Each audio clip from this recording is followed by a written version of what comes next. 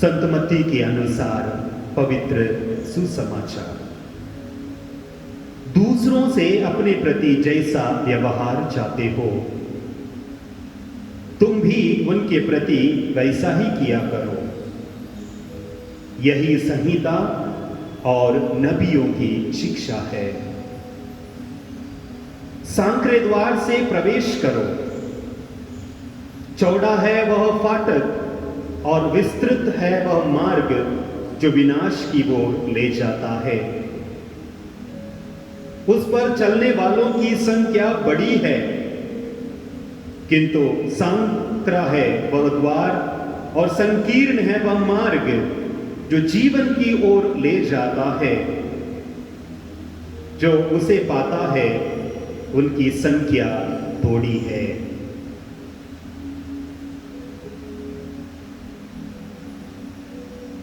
यह प्रभु का दिव्य सुसमाचार है। प्रभु क्रिस्त में मेरे प्यारे भाई और बहनों, आज के इस सुसमाचार में प्रभु हमें सबसे पहले स्वर्णीय नियम देते हैं और उसके बाद हमारे जीवन के लिए दो मार्ग बताते हैं। स्वर्णीय नियम जो कई बार हमने पढ़ा है, सुना है, और वह यह है, दूसरों से अपने प्रति जैसा व्यवहार चाहते हो, तुम भी उनके प्रति वैसा ही करो। इस बात को सुनना, समझना बहुत आसान है, लेकिन इसको अपने जीवन में अंगीकार करना, जीवन में उसे लागू करना बहुत ही कठिन है। प्यारे भाई और बहनों, मुझे ज्यादा इसके बारे में बोलने की जरूरत नहीं है, क्योंकि हम सभी समझते हैं ये जो स्वर्णीय नियम है, प्रभु ने कहा जैसे तुम चाहते हो कि दूसरे लोग तुम्हारे साथ व्यवहार करें, तुम भी उनके साथ वैसा ही करो। इसलिए आज का जो पहला पाठ है, जो उत्पत्ति ग्रंथ से लिया गया है, जहां पर हम इब्राहिम और उसका रिश्तेदार लोट के बारे में सुनते हैं। जो अध्याय 13 में हम सुनते हैं कि किस प्रकार इब्राहिम और उसका कुटुंबी लोट दूसरे ही प्रदेश चले जाते हैं। हम ये भी जानते हैं कि प्यारे भाई और बहनों, धन संपत्ति समृद्धि ईश्वर का एक वरदान है, लेकिन यही धन संपत्ति समृद्धि ना सिर्फ इब्राहिम और लोट के बीच में कुछ दरारें, कुछ झगड़े उत्पन्न करते हैं, वो हमारे समाज में भी, हमारे परिवारों में भी आज यही देखने को मिलता है। हम अपने परिवारजनों के लिए, एक अच्छी नौकरी के लिए कितनी बार प्रभु से दुआ करते हैं, मन्नतें रखते हैं, नोवेना चढ़ाते हैं, और विशेष रूप से सरकारी नौकरी के लिए। और जब अच्छी नौकरी मिलती है, घर में पैसा आने लगता है, और उस पैसे, उस धन संपत्ति के कारण धीरे धीरे झगड़े भी, मनमुटाव भी शुरू हो जाते हैं। इब्राहिम के पास भी काफी सारी धन संपत्ति थी, भेड़ बकरियां, काफी सेवक थे उनके पास, और उसी प्रकार लोट के पास भी बहुत कुछ था। और जिस जगह पर वो गए थे, वहां पर कनानी की जगह पर गए थे, वहां पर उनको अपने भेड़ बकरियों को चराने के लिए ज्यादा जगह नहीं थी। इसलिए इब्राहिम के सेवक और लोट के सेवक जो अपने भेड़ बकरियों को चराते थे, वो रोज अपने बीच में लड़ाई करते थे कि तुम यहां पर अपनी बकरियों को मत लेके आओ, तुम यहां से दूर ले जाओ। और इस प्रकार हमेशा दिन प्रतिदिन उनकी लड़ाई होती रही। तो इब्राहिम ने एक अच्छा तरीका अपनाया। उसने लोट को बुलाकर कहा, ये इतनी सारी जमीन है हमारे सामने, जो हिस्सा तुम चाहो उसको तुम चुन लो, और दूसरा हिस्सा मैं ले लूंगा। देखिए कितनी अच्छी बात इब्राहिम लोट से कहते हैं कि तुम पहले चुनो, मैं नहीं चुनूंगा। बल्कि यहां पर हम देखते हैं कि इब्राहिम सीधा सीधा कह सकता था कि मैं इस तरफ जा रहा हूं, तुम अपनी भेड़ बकरियों को लेकर उस तरफ जाओ और ना ही मेरे लोगों से लड़ाई करो, ना ही अपने भेड़ों को मेरी जगह ले आओ। आसानी से बड़े ही अधिकार के साथ वो कह सकता था, क्योंकि इब्राहिम के अधीन था लोट, इब्राहिम ने ही लोट को लेके गया था। लेकिन ये जो आज का स्वर्णीय नियम है वो इब्राहिम ने अपने जीवन में जिया। जैसे तुम दूसरे तुम्हारे प्रति व्यवहार करिए चाहते हो, तुम उनके प्रति वैसा करो। हम में से कौन नहीं चाहता है प्यारे भाई और बहनों की जो भी चीजें होती हैं चुनने के लिए सबसे पहला अवसर हमें मिले, सबसे उत्तम बाग मुझे मिले। कौन नहीं चाहता है? हर एक इंसान जो हड़ मांस का है वो यही चाहता है कि जो भी चीजें उसके सामने आती हैं यदि चुनने के लिए कहा जाए, और वो यही चाहेगा कि सबसे पहले उसको मिले चुनने का मौका, ताकि वो जाकर जो अपने लिए जो चाहे वो सब कुछ बटोर ले। इब्राहिम कर सकता था, लेकिन उसने ऐसा नहीं किया। उसने लोट से कहा तुम जो कुछ भी चाहो वो ले लो, और लोट ने इसका पूरा का पूरा फायदा लिया। यर्दन नदी का किनारा सब कुछ उसने ले लिया, जहां पर बहुत सारा हरा भरा घास था, भरपूर मात्रा में पानी था। और दूसरी जगह जो उतनी हरियाली नहीं थी, पत्थर कंकड़ थे, कांटीली जड़ियां थी, कनानी प्रदेश को उसने इब्राहिम के लिए छोड़ दिया।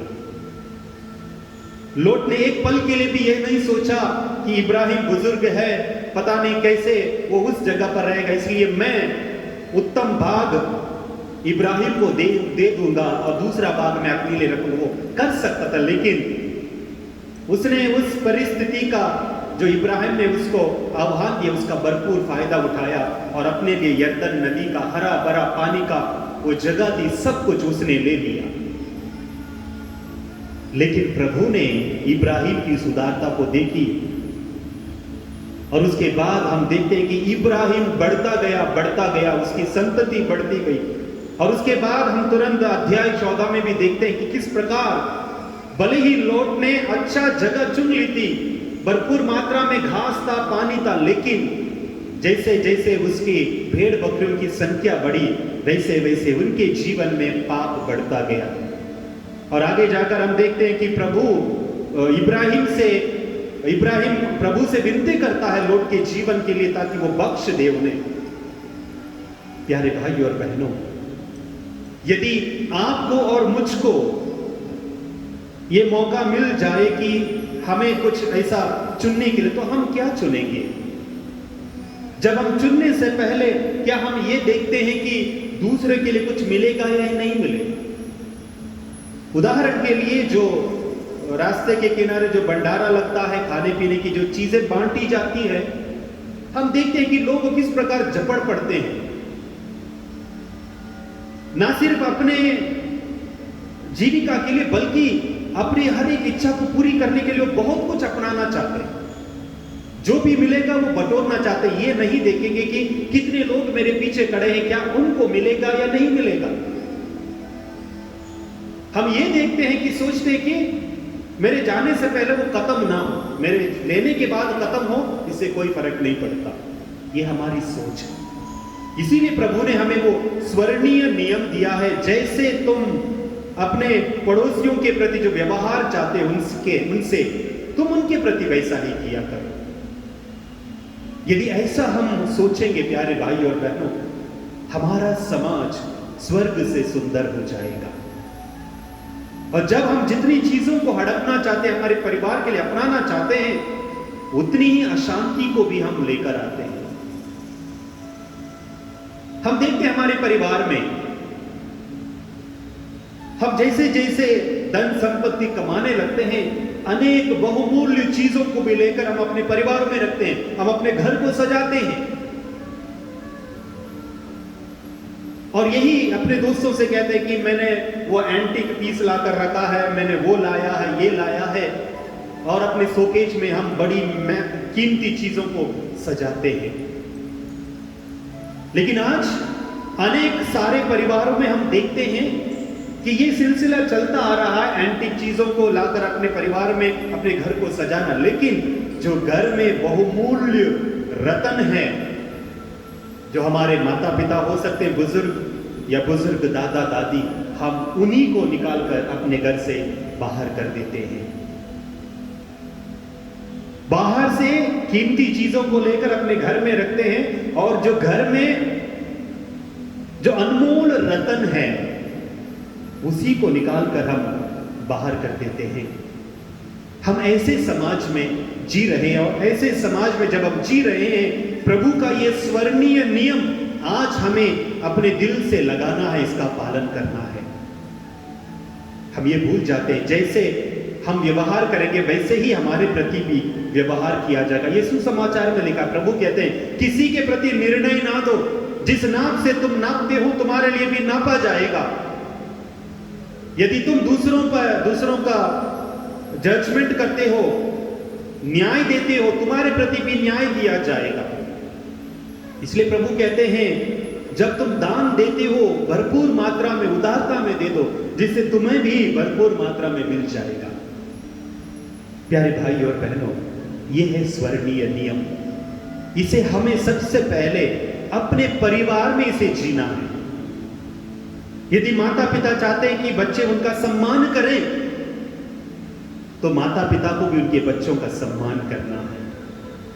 यदि बच्चे चाहते हैं कि उनके माता पिता उनकी बातें सुने, उनको माने, तो उन्हें भी बड़ों की बातों को मानना है।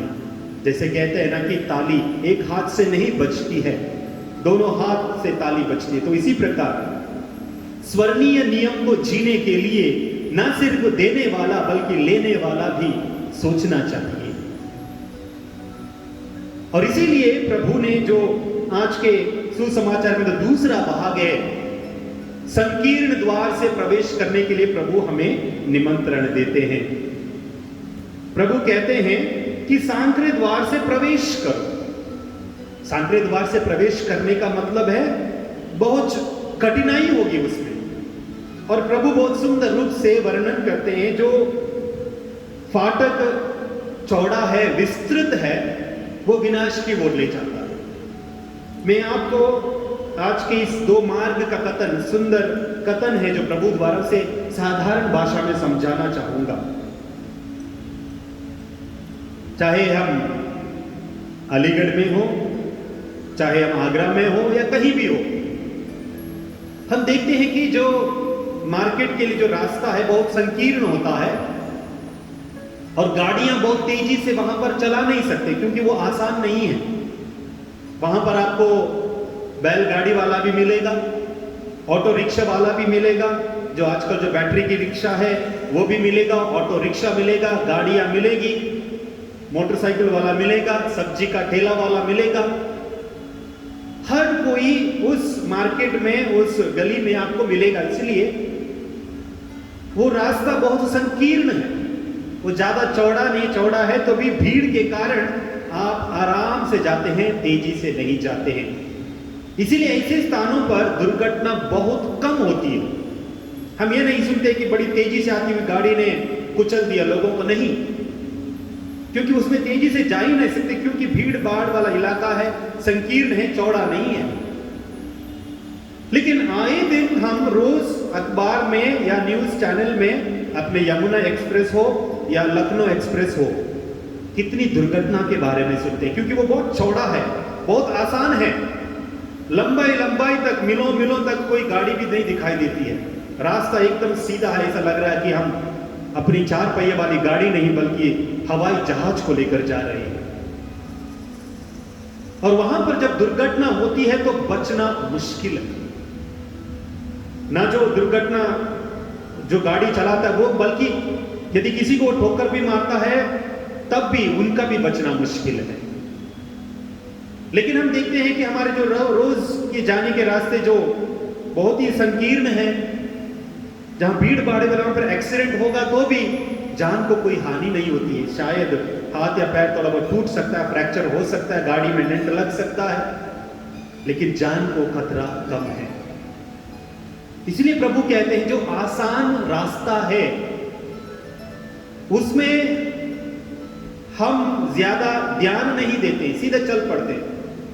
इसलिए अक्सर हम उन एक्सप्रेस वे पर देखते हैं, नजर हटी दुर्घटना घटी, क्योंकि वहां पर हम आसानी से अपनी नजर इधर उधर कर सकते हैं, क्योंकि रास्ता सीधा है, गाड़ियां है नहीं है और 4-5 लेन का रास्ता है। लेकिन रोज जाने वाले रास्ते में देखते हैं कि यदि हमारी नजर एक पल के लिए उधर जाएगी तो सामने वाले को हम ठोक देंगे। इसलिए बड़ी सावधानी से गाड़ी को चलाते हैं। इसी प्रकार हमारे जीवन का भी जो मार्ग प्रभु बताते हैं, जो सांकरा है वो संकीर्ण है, वो सच्चाई का, ईमानदारी का, स्वर्णीय नियम का रास्ता है। वो स्वर्णीय नियम का रास्ता है वो। प्रभु जो कहते हैं ना सांकरे द्वार, वो सांकरा द्वार और कोई नहीं है, वो स्वर्णीय नियम का रास्ता है। दूसरों से अपने प्रति जैसा व्यवहार चाहते हो तुम उनके प्रति वैसा करो, यही है वो सांकरा द्वार।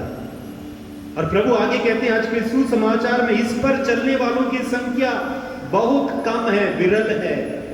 कोई भी ऐसे रास्ते पर नहीं चलना चाहता है। कौन अपने आने के हिस्से का जो आने वाला है उसे कुर्बान कर देगा?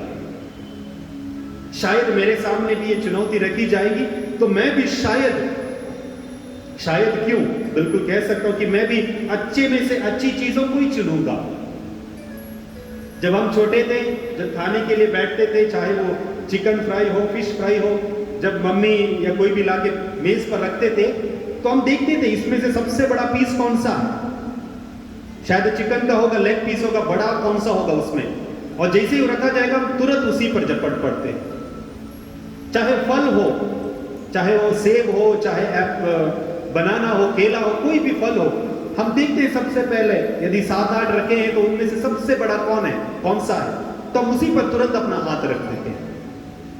एक साधारण सी सोच है हमारी, ये साधारण सा एक प्रकार का प्रलोभन है, और प्रभु इसी पर विजय पाने के लिए हमें स्वर्णीय नियम देते हैं। कोई भी चीज लेने से पहले हमें यह सोचना चाहिए कि मेरा भाई इसे ले ले या मेरा दोस्त इसे ले ले। एक सुंदर सी छोटी सी कहानी है। एक पल्ली में 2 पुरोहित रहते थे, एक पल्ली पुरोहित और दूसरा उनका सहायक, और उनका एक बहुत बढ़िया कुक था जो खाना बनाता था। और जब भी मुर्गा बनता था, चिकन बनता था, तो कुक क्या करता था, सिर्फ एक ही पैर को, एक ही टांग को वो टेबल पे रखता था, बाकी सब पीसे रखता था। अब जैसे ही वो खाने के लिए बैठते थे तो पल्ली पुरोहित ने देखा कि लेग का एक पीस है, तो उसने सोचा मैं तो बड़ा हूं, हमारा सहायक पल्ली पुरोहित खाए इसको, इसलिए वो उनको ना लेकर दूसरा पीस वो लेते थे। और सहायक पल्ली पुरोहित हिचकिचाता था कि मैं कैसे उस बड़े पीस को ले लूं, तो वो भी उस पीस को छोड़ते थे और दूसरा छोटा पीस लेके खाते थे। अब उनका खाना खत्म हो गया, लेग पीस वैसा ही बचा, वो कुक के खाते में गया। दूसरे दिन भी वो वैसा ही करता था, जब भी वो मुर्गा बनाता था दूसरा पैर अपने पास फ्रिज में रखता था, एक ही बनाकर उधर रखता था, ताकि उसे मालूम है ये दोनों पल्ली पुरोहित और सहायक पल्ली पुरोहित स्वर्णीय नियम को पालन करते हैं, लेकिन उसका फायदा उसको मिलेगा। प्यारे भाई और बहनों, एक सिर्फ एक छोटी सी कहानी है, लेकिन क्या हम हमारे प्रति आने वाली चीजों को कुर्बान कर सकते हैं, दूसरों को पहला अवसर दे सकते? नहीं, आप पहले जाइए। चाहे वो टिकट बुक करने के लिए जो लाइन कतार होती है, बैंक में कतार होती है, हम देखते हैं हर जगह लाइन लगती है। हमें से कितने लोग चाहेंगे कि जो बुजुर्ग हैं उनको पहला मौका दिया, नहीं आप आइए। नहीं, जो बस में हम बैठते हैं, सीट पर बैठते हैं, कोई बुजुर्ग को देखते हैं या कोई गर्भवती महिला को देखते हैं, अक्सर लोग उठकर जगह देते हैं, लेकिन आजकल वो कम देखने को मिलता है, कोई नहीं बैठता, क्योंकि हर कोई अपने कान में ईयरफोन्स लगाए अपने मोबाइल स्क्रीन पर व्यस्त हैं आस पड़ोस में अगल बगल में कौन खड़ा है, कौन कितना बुजुर्ग है, इसका कोई किसी को ध्यान नहीं है। तो आइए प्यारे भाई और बहनों, आज के इस आराधना के समय प्रभु जो हमें स्वर्णीय नियम और जो 2 मार्ग बताते हैं उसे अपने जीवन में जीने की कोशिश करिए। एक दूसरे से मिलते जुलते हैं। जो सांकरा द्वार है वही स्वर्णीय नियम है, उसे हम जीने के लिए कोशिश करें। और आज की इस आराधना के समय प्रभु से हम बल मांगे, ताकत मांगे, ताकि प्रभु हमें अपने ताकत से, अपने सामर्थ्य से भर दे, ताकि हम सभी अपने दैनिक जीवन में, कभी कभार नहीं, रोज के दैनिक जीवन में इस स्वर्णीय नियम को जीने की कोशिश करें, ताकि हम भी उस सांकरे द्वार से चलने के लिए कोशिश करें जो प्रभु कहते हैं कि वो जीवन की ओर ले जाता है। सुंदर बात यह है कि जो संकीर्ण है, जो मार्ग सांकरा है, वो जीवन की ओर ले जाता है, लेकिन जो चौड़ा है वो विनाश की ओर ले जाता है। हम जानते हैं दुर्घटना घटती है वहां पर और वो विनाश की ओर ले जाता है, और ये है जीवन की ओर। इस जीवन की ओर जाने वाले इस रास्ते को, इस स्वर्णीय नियम को हम अपनाएं, ताकि हमारा क्रिस्तीय जीवन, प्रभु यीशु के नाम पर जो हम जीवन जीते हैं, उसके द्वारा हमारे जीवन में, हमारे परिवार में मुक्ति का आगमन हो। आइए थोड़ी देर मौन होकर प्रभु को हम आज के इन वचनों के लिए धन्यवाद दें और प्रभु से प्रार्थना करें। प्रभु ने अनेक सारी आज्ञाएं दी है, लेकिन ये जो स्वर्णीय नियम प्रभु ने दिया है वही है संहिता और नबियों की शिक्षा। पूरी की पूरी संहिता, पूरे के पूरे नबियों की शिक्षा यही है स्वर्णीय नियम।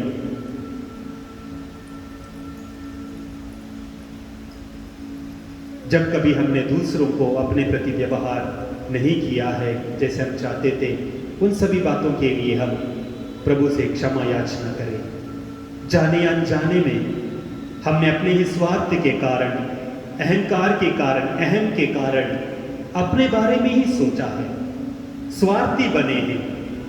इसके लिए प्रभु से दया याचना करें, माफी मांगे।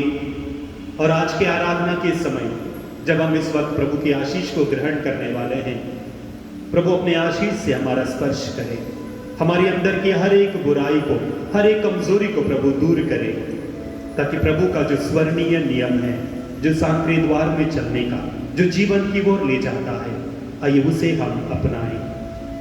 आइए हम सभी घुटने टेकें, अपने सिर को प्रभु के सामने झुकाते हुए प्रभु से आशीष पाने के लिए हम अपने आप को तैयार करें।